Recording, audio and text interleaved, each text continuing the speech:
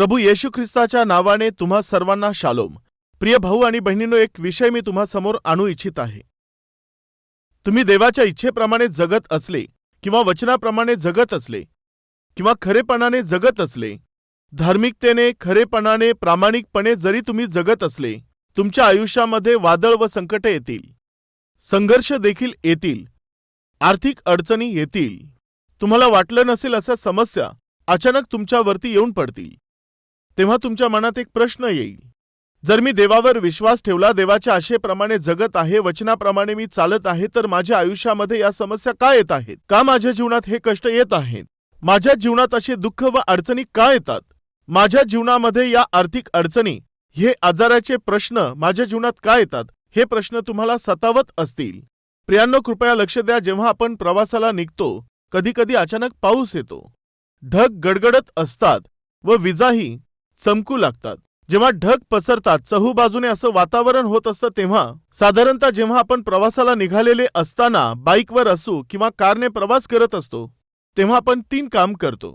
समजा जर आपण पायी चाललेलो असू तर आपण छत्री सोबत घेऊन जातो, व दुसरं, जर बाईकने चाललेलो असेल तर रस्त्याच्या कडेला जे झाड आहे तेथे जाऊन पावसात भिजू नये यासाठी आपण काय करतो? आडोसा घेण्याचा प्रयत्न करतो। तिसरं, जर कुठे रस्त्यावरती शेड तयार करण्यात आलेला आहे तर त्या शेडमध्ये जाऊन आपण तेथे थांबतो। जाऊन तुम्ही तेथे त्या शेड खाली उभं राहण्याचा प्रयत्न करता। कृपया लक्ष द्या, तुम्ही जी छत्री घेतलेली आहे ती पावसाला थांबवू शकते का? चमकणाऱ्या विजांना थांबवू शकते का? नाही थांबवू शकत। पण जेव्हा तुम्ही छत्री घेऊन जाता, छत्रीच्या खाली तुम्ही असता, त्या पावसाचा जोर तुमच्यावर येऊ नये यासाठी ती छत्री त्याला अडवत असते। जर तुम्ही झाडाखाली गेले तर पावसाच्या त्या पाण्यापासून ते झाड तुम्हाला वाचवत असतं। जर तुम्ही एखाद्या बसस्टॉप खाली गेले तर त्या बसस्टॉपच्या शेड खाली गेल्यामुळे पावसाचा जो जोर आहे तो तुम्हाला लागू नये यासाठी तुमचं संरक्षण होतं। ज्या प्रकारे पावसापासून, पावसाच्या जोरापासून एक छत्री, झाडाखाली गेल्यावर एक झाड, बस स्टॉप मध्ये गेल्यावर जसं तुम्ही त्या पावसाच्या जोरापासून वाचता, अगदी तसंच आपण जेव्हा दुःख, संकटातून, अडचणीतून आणि क्लेशांमधून जात असतो, जर परमेश्वराच्या हातांखाली जर आपण गेलो तर जे संकट आणि जो धोका तुमच्यावरती येत आहे त्याचा तो प्रभाव तुमच्यावरती पडण्यापासून परमेश्वराचा हात तुमचं संरक्षण करतो। म्हणजे तुम्ही हे समजून घ्या, छत्री पावसाला थांबवत नाहीये, झाड त्या पावसाला थांबवत नाही, बसचं शेल्टर त्या पावसाला थांबवत नाही, परंतु ज्या प्रकारे या सर्व गोष्टी तुम्हाला पावसापासून वाचवतात, त्या प्रकारे जर तुमच्या जीवनात अडचणी आल्या, समस्या आल्या, आजार आले, क्लेश आले, दुःख, त्रास आले, जर तुम्ही देवाच्या हाताखाली जाल तरच जे संकट, जे दुःख, जो धोका तुमच्यावरती प्रभाव टाकण्याचा प्रयत्न करत आहे ते तुमच्यावरती अजिबात प्रभाव टाकू शकणार नाही। एक छत्री, एक झाड, एक बस शेल्टर जर तुम्हाला पावसाच्या जोरापासून वाचू शकत आहे, तर देवाच्या हाताच्या सावलीखाली तुम्ही याल तर सैतान आणत असलेलं कोणतंही संकट व कोणताही धोका, कोणतीही विपत्ती, कोणताही आजार, कोणतीही आर्थिक अडचण तुम्हाला संपूर्ण यासाठी तुम्हाला वाचवण्याची महान ताकद माझ्या येशू ख्रिस्ताच्या हाताच्या पंखाखाली आहे। बायबल सांगतं, संकटाच्या काळी तू माझा धावा कर, मी तुझी विनंती ऐकून तुझं रक्षण करेल, तुझा सांभाळ करेल, तुझं सहाय्य करेल। प्रिय भाऊ व बहिणींनो, ऐका, तुम्ही केवळ आत्मिक जीवन जगले यामुळे विपत्ती येणार नाही असं समजू नका, केवळ धार्मिकतेने जगल्याने क्लेश येणार नाही असं समजू नका। एक गोष्ट मात्र सत्य आहे, जेव्हा तुम्ही खरेपणाचं जीवन जगता तेव्हा जर क्लेश व संकट आल्यावर जेव्हा तुम्ही देवाचा आश्रय घेणार, तो जो आपल्या आश्रयाचा दुर्ग आहे तो परमेश्वर तुमचं रक्षण करेल, तो तुमचा सांभाळ करेल। व एवढंच नव्हे, जे तुम्हाला संकटासमान दिसत आहे, भले ते कोणत्याही प्रकारचं संकट असेल, ते तुमच्यावर अजिबात पडू नये असं देव तुमचं बाहुलीप्रमाणे सांभाळ करेल। हे जे सत्य आहे ते जाणून तुम्ही जगला तर किती बरं राहील। यामुळे मी सांगत आहे, जेव्हा तुमच्या आत्मिक जीवनामध्ये एखादे क्लेश आले, संकट आले, दुःख आले, विपत्ती आली तर, किंवा आजार किंवा क्लेश आले तर तुम्ही घाबरू नका। देवाकडे जाऊन, परमेश्वरा, तू हे काय येऊ दिलेस? हे संकट काय येऊ दिलेस? का तू ते माझ्या जीवनात येऊ देत आहेस? हा विचार करून, तुम्ही चिंता करून, भयभीत होऊन परमेश्वराकडे जाऊन देवाला प्रश्न करून, देवाला दोष देऊन त्याने काही फायदा होणार नाही। तुम्ही जे जाणून घेतलं पाहिजे ते महत्वाचं सत्य काय आहे की केवळ मी आत्मिक जीवन जगल्याने माझ्या जीवनात दुःख, संकट, आजार येणार नाही असं अजिबात नाही। ते तर माझ्यावर येण्याचा प्रयत्न करतील, परंतु जर मी देवाच्या हाताच्या सावलीखाली गेलो तर त्या संकटांनी काहीही केलं तरी माझ्या आयुष्यामध्ये त्याचा प्रभाव अजिबात पडणार नाही, येणार नाही. समजलं का? प्रियांनो, शद्रक, मेशक, अबेदनगोला नेऊन अग्नीच्या भट्टीत टाकलं. कारण काय होतं? नबुकदनेस्सराने उभी केलेल्या मूर्तीला दंडवत करा म्हटल्यावर त्यांनी केलं नाही. मानवांनी तयार केलेल्या मूर्तीसमोर आम्ही नमन का करायचं? आम्हाला तर मनुष्याला निर्माण करणाऱ्या देवाची ओळख आहे. आम्ही त्याचीच उपासना करणार, आम्ही त्यालाच नमन करणार. अशा प्रकारे जेव्हा त्यांनी विश्वासाने आपली हिंमत दाखवून दिली, तेव्हा नबुकदनेस्सर राजाने काय केलं ठाऊक आहे? परमेश्वरासाठी धाडसाने जे उभे राहिले, धोक्यांना घाबरले नाही, ज्यांनी धैर्याने साक्ष दिली, त्या तरुणांना नेऊन अग्नीच्या भट्टीत टाकलं. त्यांना अग्नीत टाकलं. त्या अग्नीमध्ये त्यांना पडू नये यासाठी देवाने वाचवलं. अग्नीत पडण्यापासून देवाने वाचवलं का? नबुकदनेस्सराने तापवलेल्या 7 पट इतक्या त्या अग्नीच्या भट्टीपासून त्या यहुदी तरुणांना त्या भट्टीत पडण्यापासून देवाने वाचवलं का? ती अग्नीची भट्टी 7 पटीने तापवा अशी आज्ञा नबुकदनेस्सराने दिली, त्यापासून देवाने त्याला अडवलं का? नाही अडवलं. देवाने नबुकदनेस्सराचा क्रोध अडवला का? नाही अडवला. त्याने त्याची आज्ञा पालटून टाकली का? नाही पालटली. त्याने नबुकदनेस्सराच्या आज्ञेला थांबवलं नाही. जेव्हा ती अग्नीची भट्टी 7 पटीने वाढवत होते तेव्हाही थांबवलं नाही. तिघांनाही नेऊन अग्नीच्या भट्टीत टाकून द्या. जेव्हा राजाने आज्ञा दिली तेव्हा काही देव बोलला नाही, शांत राहिला, त्याने थांबवलं नाही. परंतु देवाने काय केलं माहित आहे? जेव्हा त्या तिघांना नेऊन अग्नीच्या भट्टीत टाकून दिलं, आता काय झालं पाहिजे? त्या अग्नीच्या भट्टीने काय केलं पाहिजे? त्यांना जाळून टाकलं पाहिजे. जाळू शकली का? अग्नीच्या भट्टीतील त्या ज्वालेने, त्या अग्नीच्या झळीने या तरुणांना काय झालं पाहिजे? ते जळून गेले पाहिजे, ते जाळून खाक झाले पाहिजे. पण त्यांना जाळलं नाही, जळून त्यांची राख झाली नाही. एवढंच नाही प्रियांनो, त्यांच्या त्वचेचा एक केस देखील करपला नाही. याचा अर्थ काय आहे? अग्नीच्या भट्टीत ते पडले, परंतु त्या आगीचा प्रभाव त्याच्या लेकरांवरती पडू नये असं परमेश्वराने त्यांचं रक्षण केलं. हेच एक अद्भुत सत्य आहे. हीच एक खरी वास्तविकता आहे. त्या दिवशी जसंच त्या अग्नीच्या भट्टीमध्ये त्यांना टाकण्यात आलं, त्या अग्नीचा प्रभाव जेव्हा त्या तरुणांना स्पर्श करू शकला नाही, तेव्हा ते पाहून नबुकदनेस्सर घाबरून गेला. अग्नीत पडल्यानंतर ते तर जळून गेले पाहिजेत ना? या अग्नीच्या भट्टीत टाकल्यानंतर यांनी तर जळून जायला पाहिजे होतं ना? या तिघांनी तर जळून जायला पाहिजे, परंतु हे न जळता आणि वरून मला त्या तिघांच्या मध्ये तर कोणीतरी देवाच्या पुत्रा समान मला त्यांच्यात दिसून येत आहे.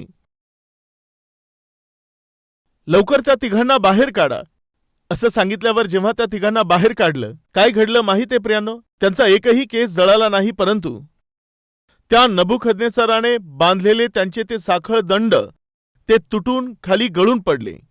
प्रिय भाऊ आणि बहिणींनो, ते पाहिल्यानंतर नबुकदनेस्सर काय म्हणाला माहित आहे? शद्रक, मेशक व अबेदनगो यांचा देव हाच देव सर्व सृष्टीचा खरा देव आहे. अनेकदा परमेश्वर आमच्या जीवनामध्ये कष्ट हे येऊ देत असतो, तो क्लेश येऊ देत असतो, दुःख व अडचणी येऊ देत असतो, रोग आणि आजार येऊ देत असतो. पण या सर्वांच्या मध्ये एकीकडे तो तुमचं रक्षण करत असताना तो आपला गौरव प्रगट करून जगाला तो आपल्याकडे वळवण्याचा प्रयत्न करत असतो. त्या प्रयत्नामध्येच परमेश्वर जे त्याच्यावर विश्वास ठेवतात, भरोसा ठेवतात, त्या विश्वासणाऱ्यांचाच तो उपयोग करतो.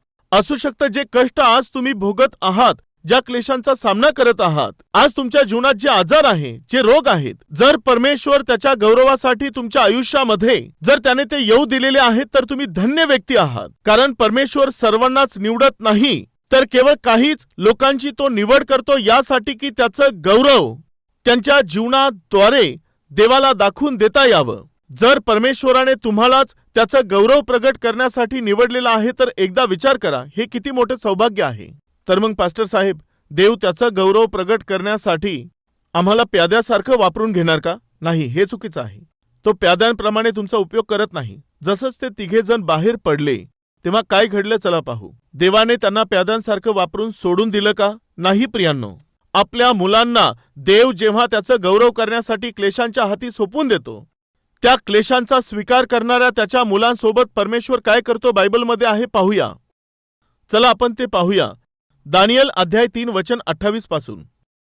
तेव्हा नबुकदनेस्सर म्हणाला, शद्रक, मेशक व अबेदनगो ह्यांनी आपल्या देवावर भाव ठेवला, राजाचा शब्द मोडला, आपल्या देवाखेरीज अन्य देवाची सेवा व उपासना करायची नाही म्हणून त्यांनी आपले देह अर्पण केले. त्यांना त्यांच्या देवाने आपला दिव्यदूत पाठवून सोडवले आहे, त्याचा धन्यवाद असो. ह्याकरता मी फरमावतो की सर्व लोक, प्रत्येक राष्ट्रांचे व प्रत्येक भाषा बोलणारे लोक ह्यांपैकी जे कोणी शद्रक, मेशक व अबेदनगो ह्यांच्या देवाविरुद्ध काही बोलतील त्यांचे तुकडे तुकडे करण्यात येतील, त्यांच्या घराचे उकिरडे करण्यात येतील, कारण अशा प्रकारे सोडवण्यास समर्थ दुसरा कोणी देव नाही. नंतर राजाने शद्रक, मेशक व अबेदनगो ह्यांना बाबेल परगण्यात मोठ्या हुद्द्यास चढवले. नंतर राजाने शद्रक, मेशक व अबेदनगो ह्यांना काय केलं? मोठ्या हुद्द्यास चढविले. म्हणजे परमेश्वर देव तुमच्याद्वारे आपलं गौरव प्रगट करण्याच्या प्रक्रियेमध्ये क्लेश, संकट, आजार, विपत्ती, दुःख, त्रास व रोग हे तुमच्या जीवनामध्ये येऊ देत असतो. आणि तेव्हा जेव्हा तुम्ही आपली धार्मिकता, आपला विश्वास जेव्हा दाखवता, तेव्हा परमेश्वर काय करत असतो? आपला गौरव तो प्रगट करतो व दुसरीकडे ज्या स्थितीमध्ये आहात त्यामधून तुम्हाला उत्तम अशा स्थितीमध्ये तो देव घेऊन जात असतो. शद्रक, मेशक व अबेदनगो यांना त्या प्रांतात उच्च पदावर ते नेण्यात आलं. याचं कारण काय माहीत आहे? ते सर्व अग्निरूपी त्या विपत्तीमधून पार गेले. अन्याय आणि अधर्म करून, द्वेष बाळगून दानियल याला सिंहाच्या गुहेमध्ये जेव्हा नेऊन टाकलं, दानियल कोणालाही घाबरला नाही. तो प्रार्थना करत होता, तो देवावरती विश्वास ठेवत होता. देवाला सोडून तो आपले कष्ट कोणालाही सांगत नव्हता. अशा त्या दानियेलावरती त्याच्या सहकार्याने केलेल्या दोषारोपांमुळे जेव्हा त्याला सिंहाच्या गुहेमध्ये नेऊन टाकलं, परमेश्वराने काय केलं? त्याने आपला दूत पाठवून त्याने त्या सिंहाची तोंडे बंद केली. परंतु त्या परीक्षेमधून दानियेलाला जावंच लागलं. त्या भयंकर अशा विपत्तीमधून दानियेलाला जावं लागलं. काय राजाची आज्ञा देवाने बदलली का? नाही बदलली. त्या दुष्ट लोकांचे षड्यंत्र देवाने अपयशी ठरवले का? अपयशी होऊ दिले नाहीत. जेव्हा ते लोक दानियल याला सिंहाच्या गुहेमध्ये घेऊन गेले, देवाने थांबवलं का? देवाने नाही थांबवलं. त्या सिंहाच्या गुहेमध्ये त्यांनी दानियेलाला टाकून दिलं. त्यांनी तो दरवाजा लावला. आता सर्व काही संपल्यासारखं दिसून आलं. दानियल आता संपला असं सर्वांना वाटलं. प्रिय भाऊ आणि बहिणींनो, जेव्हा मनुष्य जे करू इच्छितो ते करून जेव्हा तो समाप्त करतो, तेव्हा परमेश्वर जे काही करू इच्छित असतो त्याची तो सुरुवात करतो. त्याने सुरुवात केली. कशा प्रकारे? त्याने आपला दूत पाठवून त्या सिंहाची तोंडे बंद केले. ती सर्व रात्र राजाला झोप आली नाही. पहाटेच तो उठून गेला. बंद केलेल्या त्या सिंहाच्या गुहेजवळ जाऊन, हे दानियेला, जिवंत परमेश्वर देवाच्या सेवका, काय तुझ्या देवाला तुला वाचवता आलं आहे का? असं बोलल्यावर तेव्हा दानियेलाने उत्तर दिलं, महाराज, चिरायू असा देव आपलं कल्याण करो. मी माझ्या देवाच्या नजरेमध्ये निर्दोष होतो, यामुळे त्याने आपल्या दूताला पाठवून सर्व सिंहांची तोंडे बंद केली व राजा आपल्या नजरेत देखील मी. तो काय म्हणाला? अपराधी तर नाहीये ना? लगेच राजाने काय केलं माहीत आहे? त्याने दानियेलाला बाहेर काढलं व ज्या ज्या लोकांनी दानियेलावरती दोषारोप केलेले होते त्या सर्व लोकांच्या कुटुंबियांना आणून त्यांना त्या सिंहाच्या गुहेमध्ये टाकून द्या असं सांगितल्यावर त्यांनी खाली पडण्याच्या अगोदरच सिंहांनी काय केलं? त्यांचा चुराडा केला. पुढे काय झालं? दानियेलाला राजानंतर असणाऱ्या दुसऱ्या स्थानी पोहोचविण्यात आलं. काय समजून येत आहे? देव आपल्या जीवनामध्ये संकट येऊ देत आहे तर, देव जर आपल्या जीवनाची परीक्षा घेत आहे, आपल्याला पारखत असेल तर, परीक्षा घेण्याच्या त्या प्रक्रियेमध्ये एखादे कष्ट, संकट, दुःख व अडचणी तुमच्या जीवनामध्ये जर तो येऊ देत आहे तर तुम्ही दुःखी होऊ नका, तुम्ही घाबरून जाऊ नका. मी सांगितलं आहे ना, आपण केवळ आत्मिक आहोत, यामुळे क्लेश व संकट येण्यापासून थांबणार नाहीत, परंतु जेव्हा ते येतील, देवाकडे जाऊन जर तुम्ही त्याचा आश्रय घ्याल तर देव त्यांना रद्द तर करणार नाही, त्यांना तो थांबवणार तर नाही. कधी कधी तो त्यांना थांबवेल, अनेकदा तो रद्द करेल आणि अनेकदा तो येऊ देखील देईल. परंतु तुम्ही त्या देवाच्या हाताखाली आश्रय घेतला, यामुळे जे कोणते दुःख, कष्ट व संकट, जी विपत्ती व ज्या अडचणी, जी हानी करण्यासाठी ते तुमच्यावर आलेले आहेत, ते तुम्हाला काहीही न करता शांतपणे परत जातील, कारण तुम्ही देवाच्या हाताखाली आश्रय घेतला. यामुळे प्रिय भाऊ आणि बहिणींनो, मी सांगत आहे, आपण कौटुंबिक जीवन जगत असताना, आत्मिकतेमध्ये चालत असताना, कुटुंबाला चालवत जेव्हा आपण पुढे चाललेलो असतो, तेव्हा तुमच्या कुटुंबात कष्ट येतील, आपल्या कुटुंबामध्ये संकट येतील. प्रियांनो, इसहाकाने आपल्या तरुणपणापासूनच परमेश्वराच्या प्रती भय बाळगून, लग्नाच्या बाबतीत देवाच्या इच्छेच्या अधीन राहून, लग्नाच्या अगोदर तिकडे इसहाकाने आपली पत्नी रिबका हिला पाहिलं नव्हतं. रिबका हिने देखील इसहाकाला पाहिलेलं नव्हतं. या दोघांनीही एकमेकांना न पाहताच त्यांच्या आई वडिलांकडून ठरविण्यात आलेल्या, परमेश्वराच्या इच्छेच्या द्वारे ठरविण्यात आलेल्या त्या लग्नामध्ये त्यांनी प्रवेश केला. एकमेकांना न पाहताच ते दोघे देखील लग्नाच्या बंधनामध्ये एकत्रित आले. त्यांनी लग्न केलं. आणि जेव्हा रिबका हिने इसहाकाच्या जीवनात प्रवेश केला, बायबलमध्ये एक सुंदर वाक्य आहे. ते कोणतं सांगायचं तर, त्यावेळेला इसहाक अतिशय दुःखात होता, कारण त्यावेळेला त्याची आई मृत्यू पावलेली होती. दुःखामध्ये असणाऱ्या इसहाकाच्या आयुष्यामध्ये जेव्हा रिबका हिने प्रवेश केला, तेव्हा रिबकेने आपला पती इसहाक याचं सांत्वन केलं, त्याला शांती दिली, समाधान दिलं, काळजी घेतली. व यामुळेच बायबलमध्ये सुंदर असं वाक्य आहे, आपण ते वाचूया. उत्पत्तीचे पुस्तक त्यातील 24वा अध्याय 67 वचनाची शेवटची लाईन पहा. आपल्या आईच्या पश्चात इसहाक सांत्वन पावला. कधी? 67 वचन. मग इसहाकाने तिला आपली आई सारा हिच्या डेऱ्यात आणले. त्याने रिबकेचा स्वीकार केला, ती त्याची पत्नी झाली आणि तिच्यावर त्याचे प्रेम होते. आपल्या आईच्या पश्चात इसहाक सांत्वन पावला. जेव्हा इसहाक दुःखात होता, जेव्हा त्याच्या आयुष्यामध्ये रिबकेने प्रवेश केला, तेव्हा तिने इसहाकाला काय दिलं? सांत्वन दिलं, शांती दिली. ती त्याचा आधार बनली व त्यामुळे इसहाकाच्या आयुष्यातील सर्व दुःख दूर होऊन गेलं. मी असं सांगितल्यावर आता तुम्हातील काही लोक, अशी पत्नी मलाही मिळाली तर किती बरं होईल. निश्चित तुम्हाला असा विचार आला असेल, माझ्या पत्नीनेही मला समजून घेऊन, माझे कष्ट तिने समजून घेऊन, माझ्या अडचणी तिने जाणून घेऊन, माझ्या जीवनातील प्रश्न समजून घेऊन, माझ्या जीवनातल्या कमजोऱ्या तिने समजून घेऊन मला जर शांती दिली तर किती बरं राहील, माझा आधार जर ती बनली तर किती बरं राहील, असा तुम्ही विचार करू शकता. पण त्या अगोदर एक वचन आहे भावांनो, ते वाचा. काय लिहिलेलं आहे? रिबकेने इसहाकाला सांत्वन दिलं. इसहाकाच्या हृदयात जे दुःख होतं, ते सर्व दुःख त्याच्या हृदयामधून दूर झालं. त्यामागचं कारण माहितीये? त्याच लाईनमध्ये थोडंसं पुढे जाऊन वाचा, तेथे काय लिहिलेलं आहे? तिच्यावर त्याचे प्रेम होते. हे आहे. पत्नीने तुम्हाला समजून घ्यावं, पत्नीने तुम्हाला आधार द्यावा, पत्नीने तुम्हाला शांती द्यावी ही आशा करत आहात तर पत्नी ही आशा करत आहे की तुम्ही तिच्यावरती प्रेम करावं, तिची काळजी घ्यावी. तुम्ही पत्नीकडे लक्ष न देता, पत्नीची काळजी न घेता, पत्नीची पर्वा न करता, पत्नीने मला समजून घेतलं पाहिजे, तिने माझं सांत्वन केलं पाहिजे, पत्नीने मला आधार दिला पाहिजे, अशा प्रकारची आशा करणं व्यर्थ आहे. एक सुंदर असं दाम्पत्य येथे आपल्याला दिसत आहे. पती आपल्या पत्नीवर प्रेम करत आहे व पत्नी आपल्या पतीला सांत्वन देत आहे. हे आहे एक सुंदर अशी कौटुंबिक व्यवस्था, देवाच्या इच्छेप्रमाणे असणारी कौटुंबिक व्यवस्था. असे तुम्ही राहाल तर किती बरं होईल. प्रिय भावांनो व बहिणींनो, थोडे पुढे जाऊ. एवढ्या सुंदर कुटुंबामध्ये एक समस्या आली. ती समस्या कोणती होती सांगायचं तर, कोणी दूर करू शकत नव्हते, ते स्वतः दूर करू शकणार नाही अशी समस्या, कोणी वाटून घेणार नाही अशी समस्या, आणि कोणाला सांगू शकत नाही अशी समस्या. ती कोणती होती तर, ही पती पत्नी मधील समस्या होती.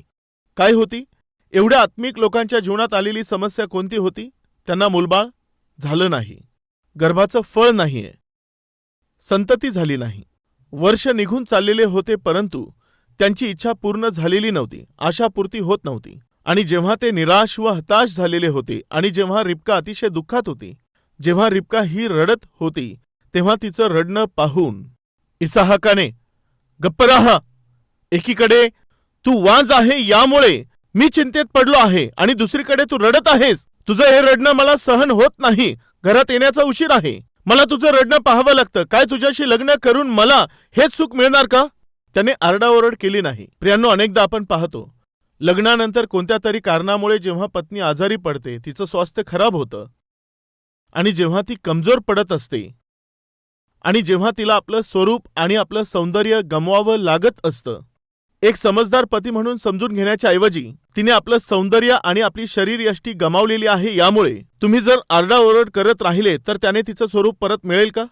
जर तुम्ही समजून घेऊन तिला प्रेम देणार तर पुन्हा तिला आपलं आरोग्य प्राप्त होऊ शकतं, पुन्हा तिचं सौंदर्य तिला परत मिळू शकतं व तुम्हालाही त्यामुळे आनंद होऊ शकतो. परंतु तुम्ही आलोचना केल्याने, आरडाओरड केल्याने, मी करून केलं तर तुझ्यासारख्या आजारी आणि रोगट स्त्रीसोबत लग्न करून घेतलं, माझ्या जीवनात न सुख आहे न शांती आहे, असं आरडाओरड केल्याने तुमची पत्नीची प्रकृती सुधारणार नाही. प्रिय भावांनो व बहिणींनो, लक्ष द्या.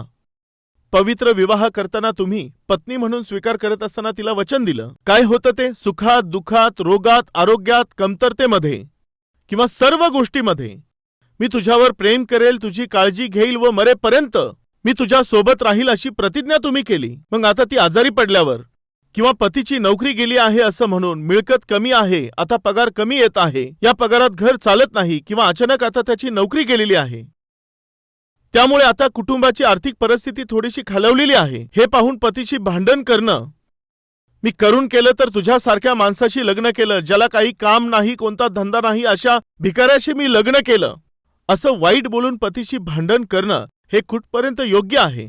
एकदा जरा तुम्ही विचार करा. पती जेव्हा मेहनतीने कमवत होता तेव्हा कधी कौतुक केलं का? मी तुम्हाशी लग्न केलं, यामुळेच आज माझ्या आयुष्यात आज एवढं सुख आहे, आनंद आहे, शांती आहे, एवढी समृद्धी आहे, तुमच्यासारखे पती मला मिळाले, हे माझं सौभाग्य आहे. काय कधी तुम्ही असं लोकांना तरी सांगितलं?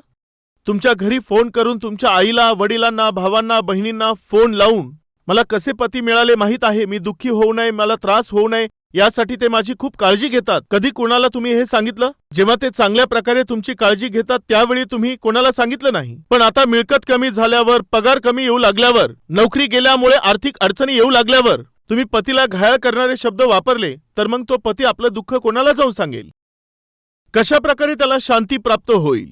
एकीकडे घरामध्ये आर्थिक अडचणी आहेत, घराच्या बाहेर कर्जाच्या समस्या आहे, घराबाहेर मागणी करणारे, धमकावणारे, आरडाओरड करणारे लोक, त्या सर्वांचा सामना करून घरामध्ये आल्यावर तुमचे बोलणे ऐकून तुमचा तो आरडाओरड करणं सहन न झाल्याने, विरोध करणं सहन न झाल्याने शेवटी ते काय करतात माहितीये?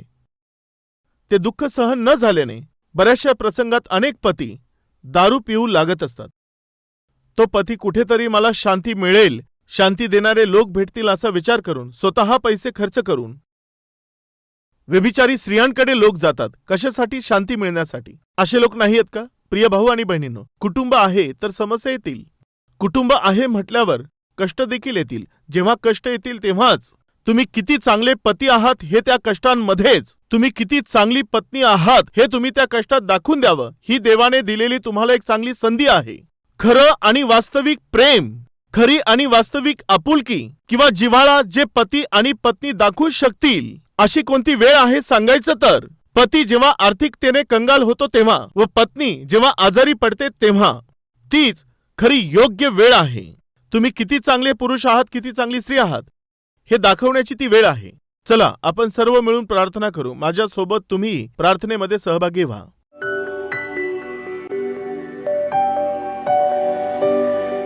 महान पवित्र प्रेमळ परमेश्वर देवा, अतिशय सरळ व अतिशय स्पष्टपणे तू आम्हा सर्वांशी बोललास. तुझ्या इच्छेप्रमाणे आम्ही जगत असलो तरी, वचनाप्रमाणे चालत असलो तरी, देवा, जगामध्ये जसं सर्वांच्या जीवनात कष्ट येत असतात, दुःख येतात, क्लेश येतात, ते आमच्या जीवनात देखील येतील. त्यांच्यात व आमच्यात एकच फरक आहे की देवा, तू आम्हा सोबत आहे. सैतान घेऊन येत असणारे संकट, विपत्ती, त्यांनी आमची कोणतीही हानी करू नये याकरिता तुझ्या पंखाच्या आड लपवणारा तू महान परमेश्वर आहेस. हे सत्य आम्हा सर्वांनी जाणून घेऊन तुझ्यावर विश्वास ठेवून परमेश्वरा, आज जे काही दाखवून सैतान आज आम्हाला घाबरवित आहे, जे दाखवून सैतान आज आम्हाला भयभीत करून सोडत आहे, जे संकट दाखवून, जी परिस्थिती उत्पन्न करून, उभी करून आम्हाला भयभीत करून सोडण्याचा प्रयत्न करत आहे, त्या सर्व गोष्टींवरती देवा तू विजय मिळवण्याचं सामर्थ्य देणार आहेस. तू त्या सर्वांवरती आम्हाला विजय देणार आहेस. आज त्या सैतानाकडून आणण्यात आलेले संकट असतील, अडचणी असू शकतील किंवा विरोध असेल, आम्हाला घाबरवून सोडणाऱ्या त्या परिस्थिती असतील, परमेश्वरा त्या सर्वांना पूर्णपणे दूर करून उत्तम अशा स्थानामध्ये तू आम्हाला घेऊन जाणार आहेस. यासाठी तुला धन्यवाद देतो, स्तुती व गौरव करतो. आमचे नेत्र हे तुझ्याकडेच लागले पाहिजे. उठणाऱ्या लाटांकडे जर आम्ही पाहिलं तर देवा आम्ही बुडून जाऊ, जसा तो पेत्र बुडालेला होता. जर आम्ही तुझ्याकडे पाहत राहिलो तर उठत असणाऱ्या कोणत्याही समस्या आम्हाला स्पर्श करू शकणार नाहीत. आम्ही तुझ्याकडे पाहत आपल्या आत्मिक प्रवासाला पुढे चालवलं तर समुद्राचे लाटा कितीही वर उसळल्या त्या आम्हाला काहीच करू शकत नाहीत. हे सत्य आहे व यामुळे देवा केवळ तुझ्याकडेच पाहत विश्वासाचा उत्पादक व पूर्ण करणारा येशू, त्या तुझ्याकडेच पाहत आमच्या आत्मिक प्रवासात पुढे जाण्याची कृपा तू दे. येशूच्या नावाने प्रार्थना मागतो बापा, आमेन.